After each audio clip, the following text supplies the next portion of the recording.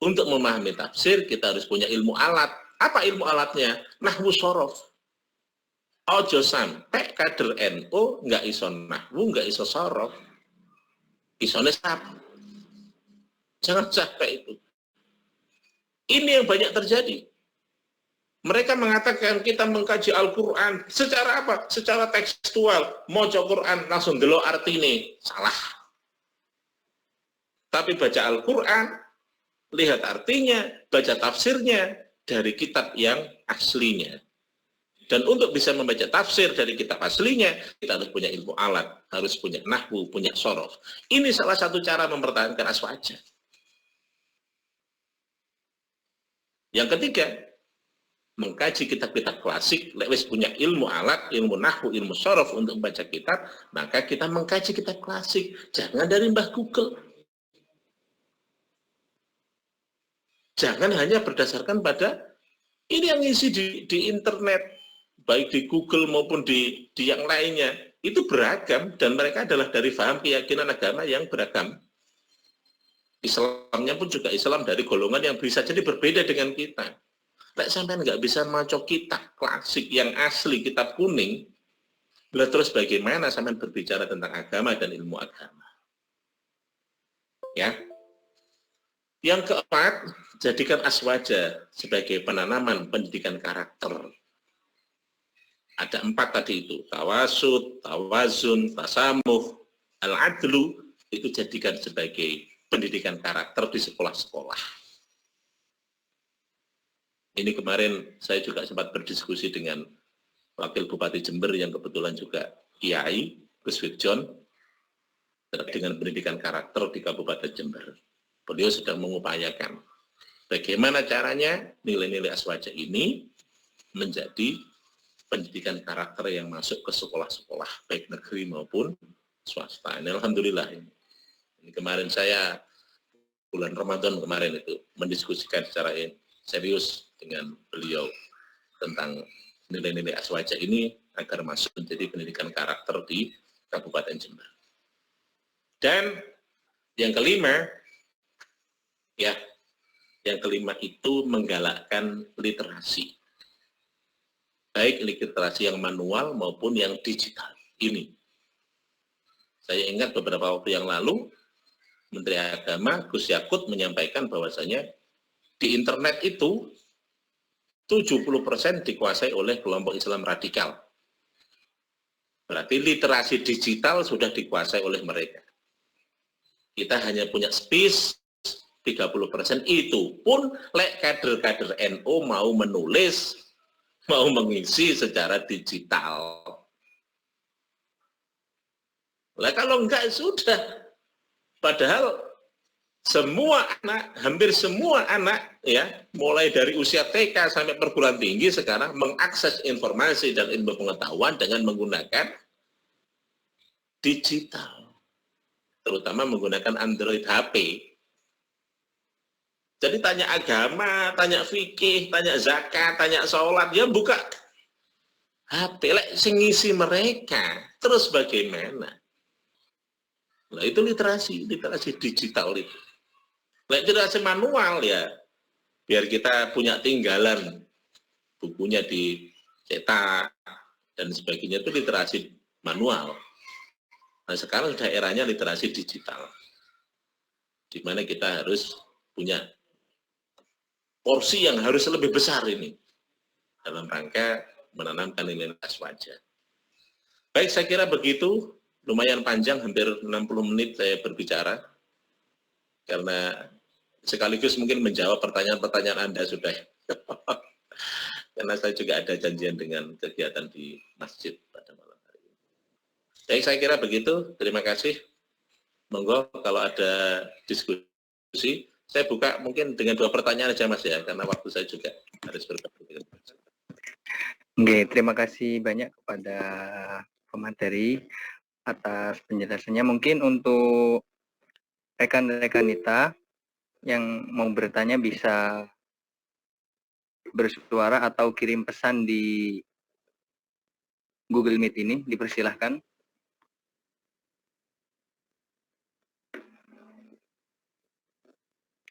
Iya, silahkan untuk penanya pertama ini ada rekan Muhammad Hasbi As-Siddiqi. Bisa langsung menggunakan voice atau pertanyaannya dikirim di grup.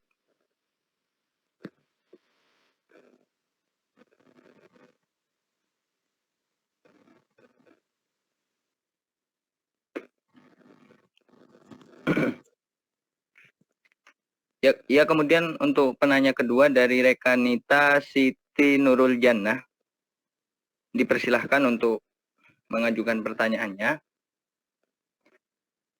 Baik, Assalamualaikum. Bisa langsung, moderator? Nggih, monggo, dipersilahkan. Baik, Assalamualaikum warahmatullahi wabarakatuh. Nama saya Siti Nurjana. Yang ingin saya tanyakan, seperti yang sudah dijelaskan oleh Ustadz Muhib tadi, bahwasanya sejak MI itu kita sudah mengenal apa itu aswaja. Namun sampai saat ini pun masih kita yang sudah mengenal saja masih belum bisa mengimplementasikannya. Lalu bagaimana cara untuk menumbuhkan karakter pada karakter yang berwawaskan aswaja, yang berwawaskan nilai-nilai aswaja terhadap diri kita. Terima kasih, moderator. Baik, terima kasih untuk pertanyaannya dari rekan Ita Siti Nurul Jannah.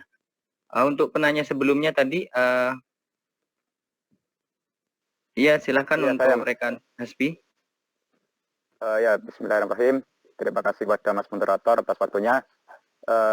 Yang ingin saya tanyakan, bahwasannya sebenarnya Ahlus Sunnah wal Jamaah itu kan sejak zaman Nabi itu sudah Ahlus Sunnah wal Jamaah.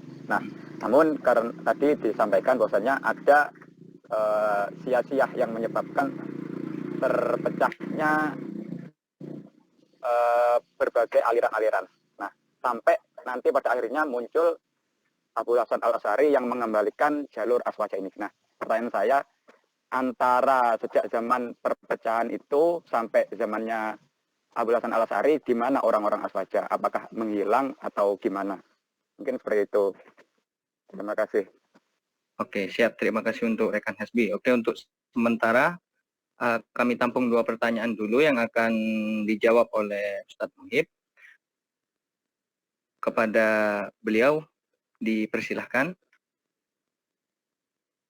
Oke, terima kasih Mbak Siti Nurul Jannah yang tadi sudah menanyakan tentang bagaimana membangun karakter yang bernilai aswaja. Jadi begini Mbak, karakter itu bisa kita bentuk dengan dipengaruhi oleh beberapa faktor. Ya. Yang pertama adalah faktor environment, lingkungan. Nah ini, lingkungan itu kita ciptakan. Bukan kita yang diciptakan oleh lingkungan kalau bisa. Dalam teori adaptasi, memang ada adaptasi itu autoplastis, ada yang alloplastis. Kita merubah diri kita sesuai dengan lingkungan kita, ada yang merubah lingkungan sesuai dengan diri kita. Nah ini, sampean hidup di Jember, ya saya ilustrasikan aja. Sampean hidup di Jember, itu ngomong NU, berbicara tentang aswaja, itu seperti naruh garam di lautan. Ya, tapi ketika kita berada di luar kandangnya Nahdliyin, anggaplah seperti itu, kita itu seperti orang asing. Saya pernah melaksanakan tugas sebagai dosen PNS awal 5 tahun di Banten. Yang notabene di Banten itu NU itu minoritas di Banten itu. Itu terasa sekali. Mau sholat subuh pakai kunut itu tolah-tolah sih an. Enak enggak ya? Karena kita berada di tengah-tengah orang-orang yang tidak pakai kunut. Nah, ini butuh sebuah komitmen. Membentuk lingkungan itu butuh komitmen. Dan komitmen itu harus berangkat dari iktimat al-nafsi, keyakinan di dalam diri kita, kepercayaan diri kita. Jadi kita berada di tengah, kalau sampai di Jember no problem. katene kunut, katene tahlilan, katene tibaan, katene maca burdah, katene rotibul haddad dengan menggunakan speaker sekencang-kencangnya keras, no problem. Tapi ketika sampean berada di tengah-tengah masyarakat yang berbeda dengan kita perlu membentuk lingkungan. Nah, membentuk lingkungan itu butuh iktimat al-nafsi, sebuah kepercayaan diri bahwasanya, anada, ini loh saya orang NU, saya yang berkarakter NU, saya yang memegang Ahlus Sunnah wal Jamaah. Nah, apalagi di Jember lebih mudah sampai. Ya. Di luar Jember tadi sama iktimat al-nafsi. Kepercayaan diri dan keyakinan bahwasanya sampean bisa melakukan itu dan berani menunjukkan ananda, ini loh saya. Tapi kalau kita berada di tengah-tengah masyarakat yang sudah jelas warna keaswajaannya seperti ini, apa yang harus sampean lakukan? Ya lakukan dengan keistiqomahan untuk membentuk lingkungan. Contohnya, sampean sekarang masih belum berumah tangga. Nanti kalau sudah berumah tangga, tiap habis maghrib, sampean maca Yasin, maripun Yasin, maca Rotibul Haddad misalnya. Itu salah satu warna yang kita bentuk, kita biasakan di rumah bersama dengan anak dan istri kita, bersama dengan keluarga kita, untuk menciptakan bi'ah, menciptakan lingkungan yang suasananya adalah suasana ke-NU-an. Sama bentuk itu. Tiap malam Senin sholawatan bareng, sama enggak sholawatan, enggak budal ning masjid atau budal ning langgar, ning omah ya enggak sholawat. Dengan anak-anaknya sholawat, boleh, kenapa tidak? Muncaratul haddad bareng-bareng di rumah, ya alima sirri minna la tahdiki sitra'ana. Ciptakan bi'ah itu, environment kita ciptakan. Contoh kecil itu. Dalam hal toleransi juga demikian. Ajarkan kepada anak-anak kita untuk bisa berdampingan dengan orang lain dengan baik. Meskipun mereka berbeda paham dengan kita, walaupun seagama. Apalagi berbeda agama. Saya lengkap, di gang saya itu lengkap. Depan rumah saya itu Kristen, sebelah rumah itu Muhammadiyah. Cukup bisa mengajarkan, membuat bi'ah, membuat environment yang mengajarkan kepada anak itu bisa tasamuh, bisa bertoleransi dengan orang non-muslim. Punya anjing depan rumah saya. Ini anak saya ketawa-ketawa dengar saya ngomong ada anjing di depan rumah saya. Jadi sampean mungkin nggak perlu lah istilahnya, oh Pak berarti saya harus mencari tetangga yang non muslim, bukan begitu. Maksudnya environment itu kita bentuk, kita ciptakan. Nah, sampean nggak berhadapan dengan orang non muslim, tidak berhadapan dengan orang yang berbeda paham dengan sampean, ya nggak masalah. Tonggoni sampean NU kabeh, Islam kabeh, NU kabeh misalnya, ya nggak apa-apa. Tinggal kita bagaimana menciptakan environment bi'ah an-nahdiyah fil usroh. Bagaimana kita menciptakan lingkungan kenahdlatul ulamaan di dalam rumah kita, di dalam keluarga kita. Itu apa yang sudah sampean biasakan di pondok, terapkan di rumah. Neng pondok biasa tibaan neng omah HP-an. Namanya sampean tidak bisa menciptakan environment. Kalau dalam bahasa Arab tidak bisa menciptakan bi'ah. Ciptakan itu bi'ah an-nahdiyah fil usrah. Lingkungan ke-NU-an di dalam rumah Anda. Yang kedua adalah culture, budaya. Yang mempengaruhi pendidikan karakter adalah budaya. Budaya kita. Ya. Yang ketiga, training, latihan. Dilatih untuk melakukan itu. Sampai di pondok itu sudah dilatih, tinggal bagaimana latihan itu dipindahkan ke rumah. Nah, di pondok enak, di pondok sampai nggak usah repot. Bagaimana saya mau tahlil, mau enggak, di pondok tinggal sampai mengikuti aja, udah ada tahlilan, sudah ada tibaan, pengajian, maca kitab, ya, sorokan, tahfidz, hafalan tasrifan, hafalan imriti, yang kelas imriti atau awamil, yang kelas awamil, atau yang lebih tinggi lagi hafalan alfiyah, kan terserah sampean. Tapi bagaimana itu kemudian training itu kita bawa ke rumah kita. Yang keempat adalah habit, kebiasaan. Karakter itu harus dibiasakan. Ya, dibiasakan dalam keistiqomahan. Dan yang kelima adalah education, pendidikan. Makanya nggak salah. Saya juga nggak merasa minder, wong saya MI saya untuk weso, tapi ma'arif saya, MI ma'arif. Ya untung, karena dibangun dengan ya nilai-nilai ma'arif itu. Otomatis KNU-an saya dibangun dari sejak kecil, sudah diperkenalkan dengan KNU-an dan keaswaja. Oke, itu ya. Jadi sehingga aswaja tidak hanya menjadi sebuah ilmu yang melangit, tapi kita bumikan dengan beberapa hal tadi itu. Bentuk environment, bentuk bi'ah an-nahdiyah fil usrah, kemudian yang kedua adalah bentuk culture, budaya, kemudian latih, kemudian biasakan, habit, ya, dan didik anak-anak kita nanti dengan pendidikan yang berbasis KNU-an.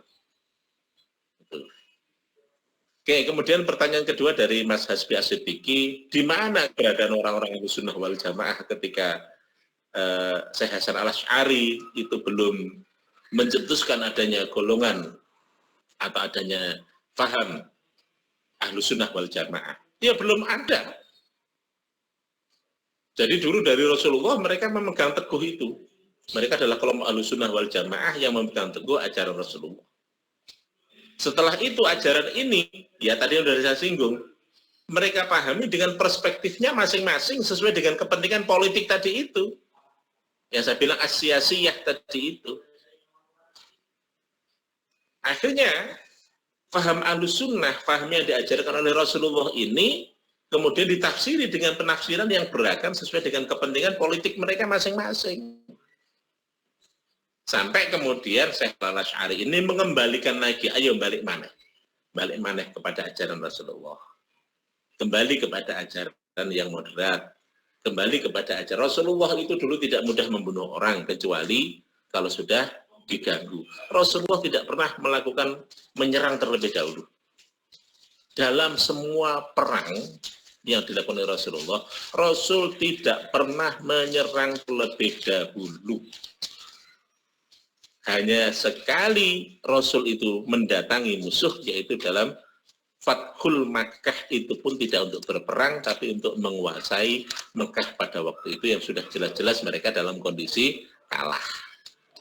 Itu pun Rasulullah sudah menyampaikan ketika masuk Mekah, siapapun yang berada di dalam rumah, tidak keluar dan mengunci rumahnya dari dalam, maka dia aman, tidak akan dibunuh. Entah itu mereka mau masuk Islam, nggak masuk Islam, aman. Pokoknya yang penting ada dalam rumah. Coba bayangkan kalau sekarang Taliban gerebek rumah-rumah. Rasul tidak begitu. Perempuan dan anak-anak aman, walaupun mereka non-Muslim. Sekarang di Afghanistan, perempuan digerebek, dicari-cari di mana-mana. Nggak salah dengan ajaran Rasulullah. Jadi kemudian Syekh Hasan Al-Asy'ari ini mengembalikan kepada ajaran-ajaran Rasulullah seperti itu, yang sempat ditinggalkan oleh umat Islam dalam berbagai firqah, dalam berbagai kelompok yang sesuai dengan penafsiran dan kepentingan mereka dalam sia-sia, dalam berpolitik. Oke, begitu ya. Saya kira itu dari sekaligus diskusi kita. Mungkin nanti kita bisa melanjutkan dalam diskusi yang lebih menarik lagi di waktu dan kesempatan yang berbeda. Saya mohon maaf karena harus berbagi waktu dengan kegiatan di masjid. Ya, saya kira demikian. Terima kasih dan mohon maaf saya pamitan sekalian ya. Akhirul kalam, wallahu muwaffiq ila aqwamit thoriq. Assalamualaikum warahmatullahi wabarakatuh. Waalaikumsalam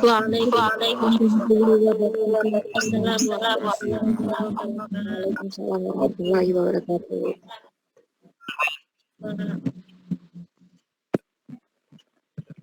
Terima kasih banyak kepada Ustadz Muhib telah berkenan untuk mengisi kegiatan pada malam hari ini. Baiklah, untuk rekan dan rekanita, alhamdulillah kegiatan kajian ini telah berjalan dengan lancar sesuai dengan harapan. Saya selaku moderator sebelum menutup akan saya bacakan beberapa rangkuman pokok tentang pembahasan kita pada malam hari ini. Di antaranya ialah 4 pilar yang harus kita pegang dalam berkehidupan, yakni ada nilai tawasud, nilai tawazun, nilai tasamuh dan adil. Kemudian ada manfaat belajar aswaja, ini yang harus kita ketahui, diantaranya adalah tidak merasa paling benar dalam beragama. Kemudian yang kedua, menjaga kerukunan dalam beragama. Kemudian semakin menguatnya toleransi baik bernegara maupun beragama. Yang keempat ialah tegas dalam keadilan. Serta upaya-upaya untuk membentengi aswaja, diantaranya yang telah disebutkan oleh pemateri tadi ialah basic pengendalian NU berbasis pesantren dengan mempertahankan pondok pesantren ialah pendidikan yang tidak ada di negara lain kecuali hanya ada di Indonesia, terutama di daerah Jawa dan Madura. Kemudian untuk orang-orang NU, kader-kader NU, terutama teman-teman rekan atau rekanita IPNU dan IPPNU, diusahakan untuk menguasai ilmu nahwu dan sorof agar tidak mudah menafsiri sebuah Al-Quran, karena penafsirannya harus melalui beberapa tahapan baik dari tafsir, ilmu alatnya dan sebagainya. Dan juga ada upaya yang ketiga ialah mengkaji kitab-kitab klasik, yang mana untuk mengkaji kitab klasik ini dibutuhkan ilmu alat, yakni ilmu nahwu dan sorof tadi. Kemudian yang keempat, jadikanlah aswaja sebagai pendidikan karakter, seperti yang telah dijelaskan oleh pemateri bahwasanya untuk di Jember saat ini untuk pendidikan di sekolah-sekolah baik negeri maupun swasta akan dilakukan penanaman nilai-nilai aswaja seperti yang telah dijelaskan. Kemudian menggalakkan literasi manual dan digital. Nah, ini yang perlu mungkin kita untuk mulai bersama dalam arti meningkatkan literasi baik dari secara manual ataupun secara digital. Mungkin cukup itu beberapa rangkuman materi pada malam hari ini. Saya selaku moderator, mohon maaf apabila ada kesalahan tutur kata, baik ucapan maupun hal yang kurang berkenan di hati rekan dan rekanita semua, termasuk pemateri.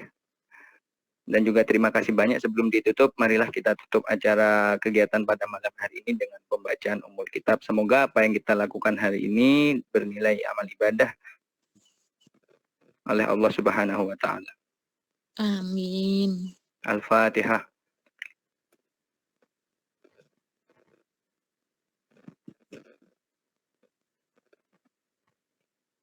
Cukup sekian dari saya. Wallahul muwaffiq ila aqwamit thoriq. Wassalamualaikum warahmatullahi wabarakatuh.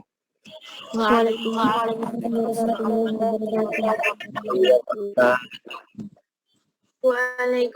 warahmatullahi wabarakatuh.